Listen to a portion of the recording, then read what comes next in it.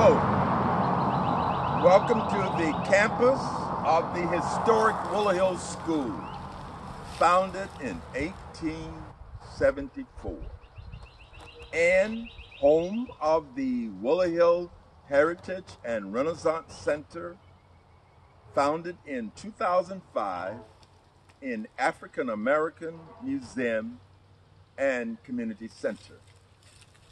Before we begin our presentation today on the Statesboro High and Industrial School and the William James School, let's talk for a minute about this current pandemic with the coronavirus. To all of our friends in Facebook land, I encourage you to take this virus very, very serious. It will probably be around for a while, and we may have to modify our lifestyle. Currently, a lot of states are relaxing their restrictions, but I encourage you, please be cautious. If you're out, wear your face mask. If possible, wear gloves. Hand washing is very important. Washing it, making sure you wash on top of the hands. The thumbs are separate. Cleaning the nails, at least 20 seconds. If you can, stay at home. If you are not at home, wear your mask, and please stay a distance of at least 6 feet from an individual, because this virus, just through talking, can travel at least 6 feet. And with a sneeze and cough, can go past 12 feet. So it's very, very important, and this is a very, very contagious virus. All right, so we're going to walk on our campus just for a bit, and we're going to walk over to our historic marker.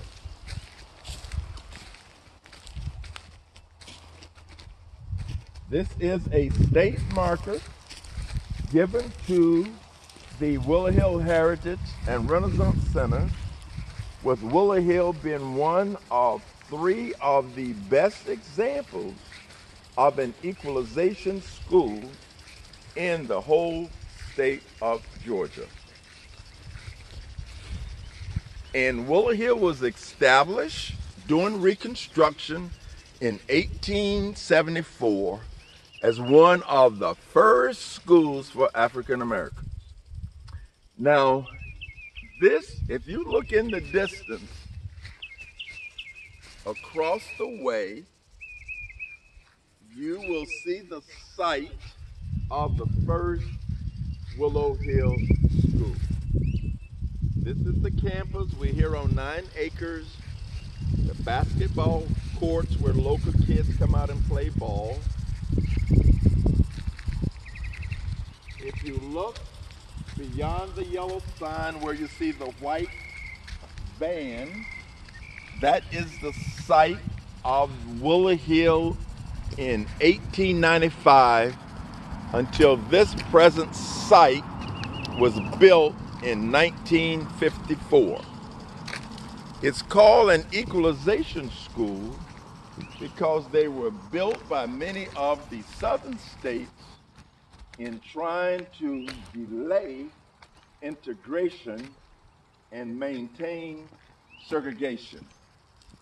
So you now have a school, we were told, that is equal to ours. So therefore you can be in your school and we can be in our school. Equalization schools. Now we will be entering the museum. As you come through the front door, you will walk into the art and culture of Africa as we show all of the art make our connection to the homeland, because in 1619, the first group of 20 African Americans landed near Jamestown, which was the beginning of slavery in the United States. As we walk toward the Statesboro High and Industrial Room, we are walking through history. We are celebrating African American life and culture. As you see the photographs of many of those who founded the Willow Hill School, who were former slaves.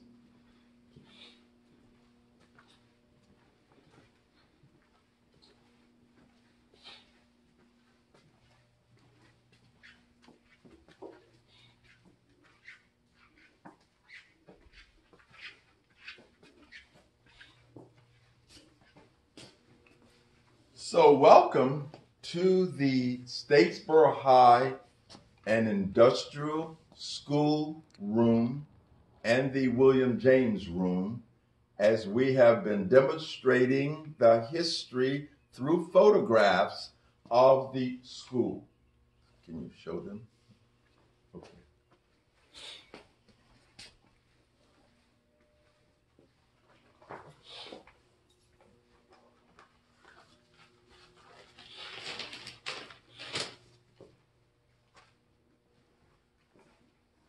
Before we talk about Statesboro High and Industrial School, we must first talk about the background which led into the formation. Slavery was a very divisive issue in the United States, and it lasted for hundreds of years. When the Declaration of Independence of 1776, there was a tacit understanding that slavery would and did exist in the United States. However, in 1777, Vermont became the first state in the United States to abolish slavery as part of their constitution. And by 1804, all of the northern states had abolished slavery, and slavery existed in the southern United States. Between 1800 and 1835, most southern states passed legislation making it a crime to teach a slave to read and write. And then the United States Supreme Court in 1857, in the Dred Scott decision, where Dred Scott, a former slave, went to a free state. At that time, there were slave states and free state, and he petitioned for his freedom. The United States Supreme Court did not acknowledge slaves as citizens, but as property. And so that was a great blow to the integrity and the challenge and goodwill of African Americans. And then the turmoil of the North versus the South eventually led to a civil war. And President Lincoln, who was elected in 1860, signed the Emancipation Proclamation in 1863, which freed all of those slaves who were in states in rebellion to the United States. And then there was a long civil war and ended in 1865 with the freeing of African Americans and also the 13th Amendment, which abolished slavery in the United States. In 1865, we also had the formation of the Freedmen's Bureau, and part of their role was to help provide education for the freed men. Now, in Georgia, public education started in 1870, and in 1871, it started in Bulloch County, and by 1874, Willow Hill School was founded on Dan Riggs Place as one of the first schools for African Americans in Bulloch County. Now, prior to the Civil War, there were some institutions of higher education in the North, primarily in Pennsylvania and Ohio. There was Lincoln University, there was Cheney University, they were normal schools at first, and Wilberforce. Those were the three institutions of higher learning that existed during slavery and prior to the Civil War. Now, after the Civil War, in 1865, Atlanta University, there was Morehouse in 1867, Clark in 1869, Spelman 1881. Many schools for the education of African American existed. Now, if you look at 1876, when Luther B. Hayes had the Hayes Compromise and became president, and through a promise made a promise to withdraw troops from the southern states that were put there as protection for African Americans. That signaled the end of Reconstruction and the beginning of the rise of the KKK and other kind of organizations that worked against the new freedom of African Americans. Then in the 1890s, with the Plessy versus Ferguson decision, it established the separate but equal doctrine. And during this time period, in the early 1900s, many African Americans would lose their rights and also their right to vote. We have records here at the Willow Hill Heritage and Renaissance Center through Ms. Sherilyn Baldwin, had done some research on documenting all those African Americans in the 1890s who had registered to vote, and many of these would lose their right to vote. Around this time, we have many African American schools that were one-room schools that were being started. Professor William James, who would later work with the local community, was attending Morehouse College, as was Willie Riggs, who Willow Hill School was named for. Both of them came out in the 1890s and started their teaching careers and were very instrumental in public education in Bulloch County, Georgia. Now, in the 1890s, there was a gentleman named Isaac Riggs who was very prominent in African American education. He was housing a teacher in his home who was teaching in one of the one-room schools. Local whites who were upset about blacks being educated came to his home at midnight, Isaac Riggs's home, took the teacher out, and this is recorded in one of the papers from Savannah, Georgia, tied him to a tree, took all of his clothes off, and beat him without mercy. They had sent him a message prior to the beating, told him that he must stop educating African Americans. So this was a huge challenge. This did not stop African Americans from seeking to get their education. This was also around the time of the Reed and Cato lynching in Bulloch County. This was also around the time of many of the lynchings in the United States, where we saw them all over the country, and also around the time of the Niagara movement, which led into the NAACP, which would be challenging all of these challenges against African Americans. Nevertheless, African Americans would continue to meet. There was a group meeting in the early 1900s talking about having a high school for their children. The Riggs boys agreed prior to Professor William James to donate land near the old Bethel Primitive Baptist Church out Highway 67. This offer was not taken, but the local citizen of Statesboro and Bulloch County did purchase land on Cotton Avenue and the Blick Street area for the school. Professor William James, who was a graduate of Morehouse College, had come down and he worked with the local community in the establishment of a school for African Americans in 1907. If you look across the top here, you will see the photographs of the earliest ones that we have of African American school from 1907 from the Dugan's report. Those of you who have not seen this report, I encourage you to read it because the report makes the argument that it was not worth putting money into educating African Americans. African Americans were not viewed as someone who should be educated. And so you will see several of the schools. This is Johnson Grove School up here. This is the Riggs School here.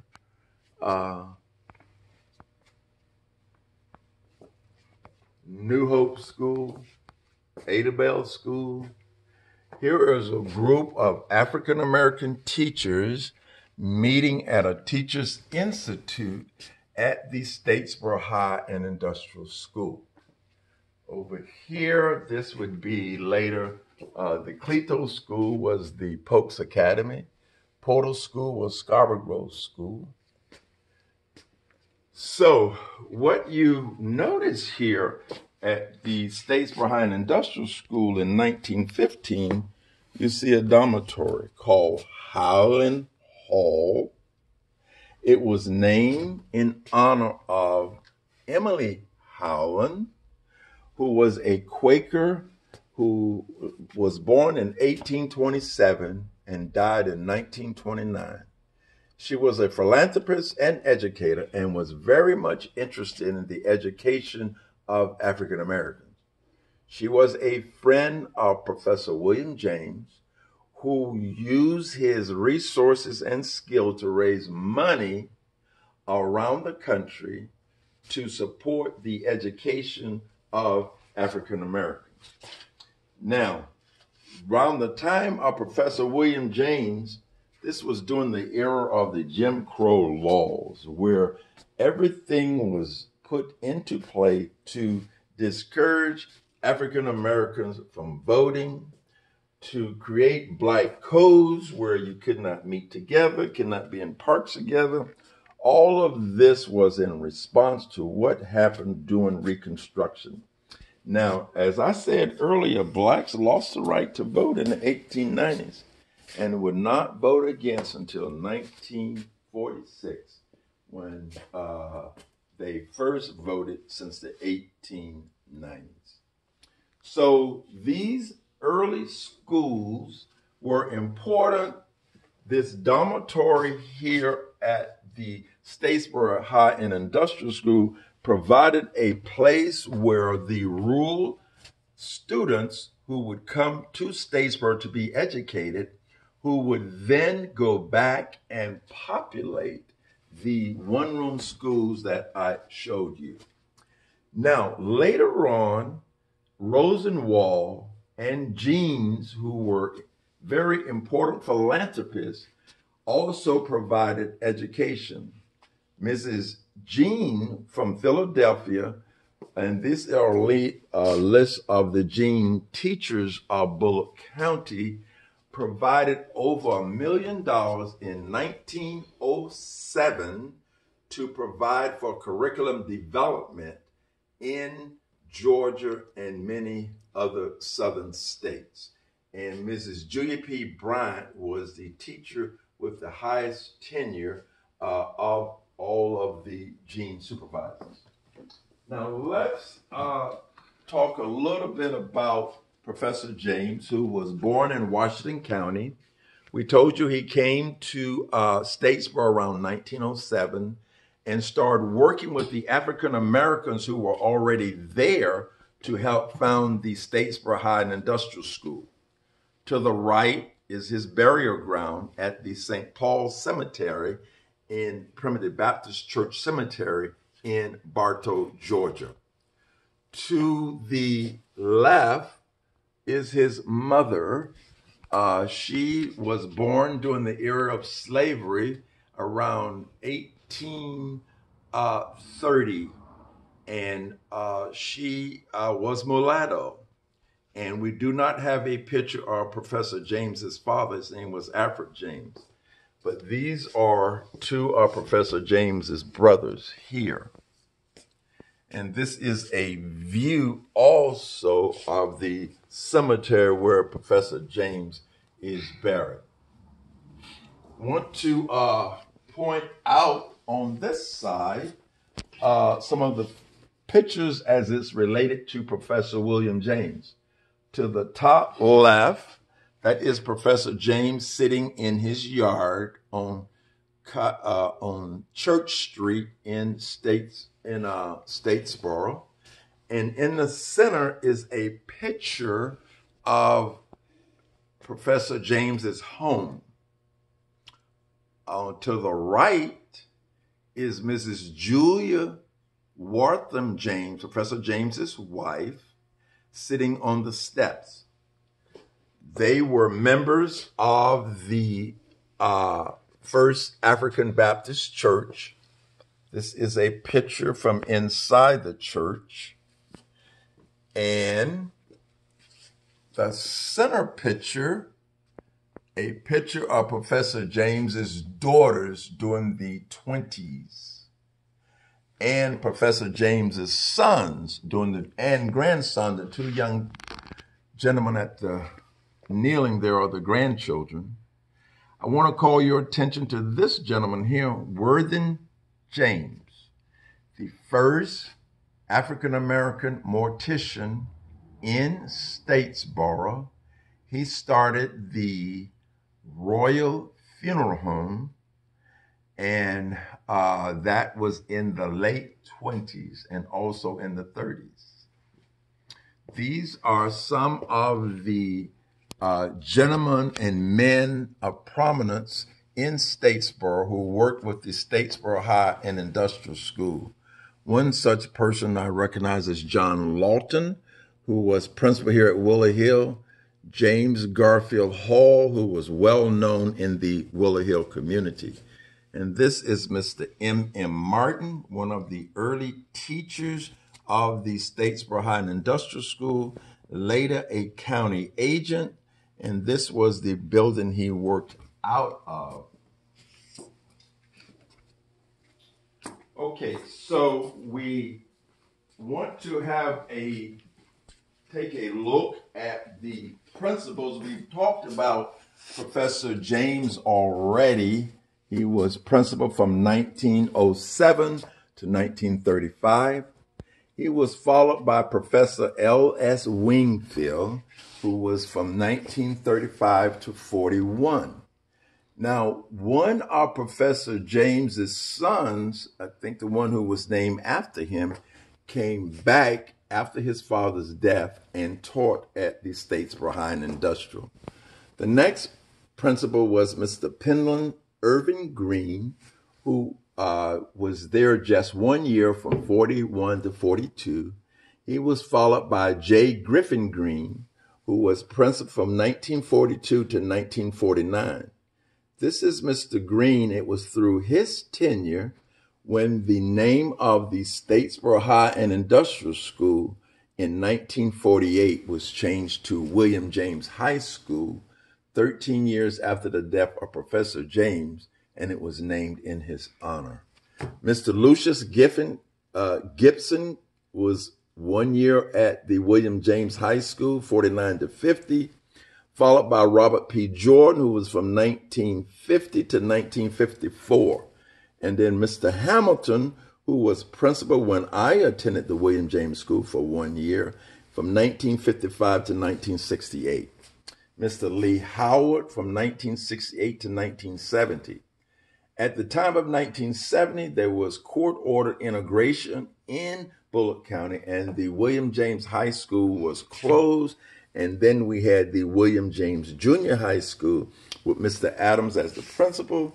And then after the junior high, we had a vocational high school, later a middle school, and now William James is a middle school located on Highway 80 near Statesboro. So I want to look a little bit at the various classes of the William James and the Statesboro High and Industrial School. The class of 21, that is the oldest picture that we have been able to locate. They are sitting on the steps of the old Statesboro High and Industrial School. Now that's prior to the school burning down in 1924. So this is 21. This is the class of 35. That was the next picture that we could find. Now, I don't know the names of many of these students, so if any of you recognize them, please give that information to me. Then we had the class of 30. I only have, I'm sorry, that's, 30. That's Miss Gladys Moore. She was a very good student. Professor James used to take her out of class and have her to assist with some of the lower grades. Here is the class of 37. I have 3 students there. Leo Hall, well known in the Willow Hill community. Fairbanks Love is the picture just above him. She taught at the Bennett Grove School and lived to be 99 years old and just died a year ago. This is Mrs. Wooten in the class of 37 also. Here we have the class of 36. In that class, we have Miss Laura Bell Martin, who taught here at the Willow Hill School. We have Miss Bernice Love McCrae, who is well known in this community. And this is Mr. Wingfield, who was principal at that time. This is the class of 38. And this is the class where Mrs. Green, she was a Green at that time. She is still living, 101 years old in Detroit, Michigan, and I believe is the only member of that class. Here is Miss Bessie Cone, who is a sister of Miss Sarah Lee, and she was also in the class of 38. And I see this is one of the Butler girls. The Butler family was well known at that time in the Statesboro area. Here is a class of 40. In the class of 40, this is Miss Johnny May Polk, later Grant, last time Daughtry. She taught here at the Willow Hill School also. That's Miss Alberta Green. She was well known in the Willow Hill community as well. This is the class of 47. Loris Lee is in that class. Miss W.J. Cone in that class. Miss Esme Hill is in that class. And this is the principal at that time, Mr. Green. And this is the class of 1949. Next to it, a class of 51. That is the first class where there was a yearbook at the Statesboro High and Industrial School. And that would now be named the William James School because the name changed in 1948. Okay, this is the class of 54.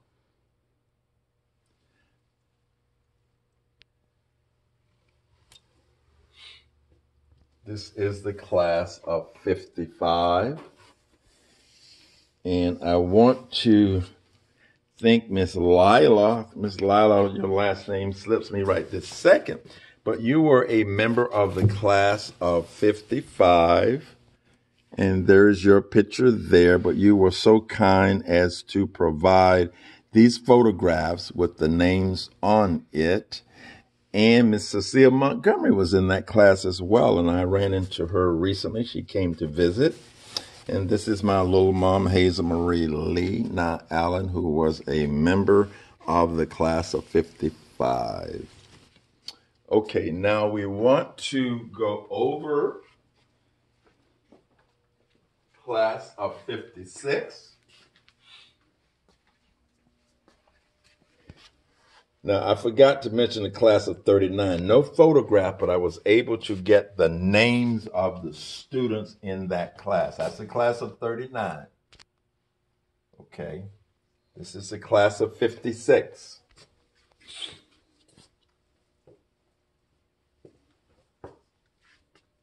Class of 57.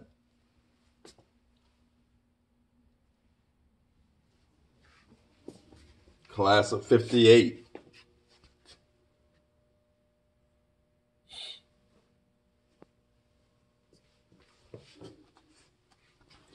Class of 59.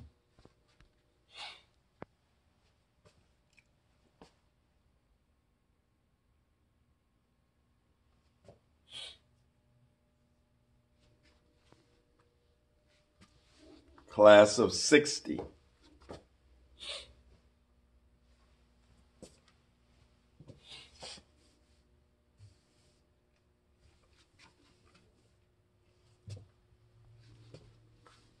Class of 61.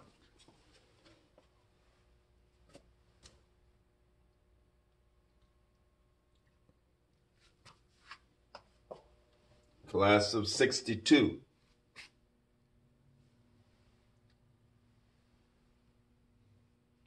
Some of the other classes I do not have photographs of.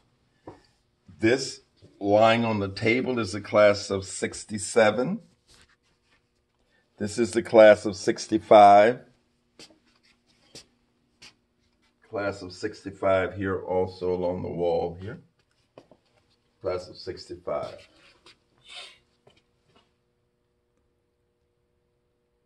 So if any of you have any class photographs, please let me get copies of them so I can put them here in the archives. Want to bring your attention to some of the teachers who taught in the Statesboro High and Industrial and William James. Miss Sarah Ayers Smith, mother of one of our board members, Dr. Hank Smith, and she is the aunt of Felicia Rashad. This is Mrs. Campbell, who married Mr. Roosevelt Campbell. Miss Frankie Stevens, I'm sorry, that's Miss Zadie Douglas. And above her is Miss Ann Lawton. Next is Miss Odessa Hall. Next, Miss Annie Williams. And then Miss Frankie Stevens.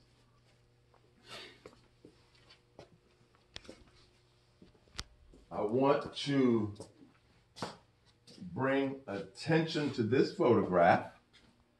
These are the African American farmers of Bulloch County,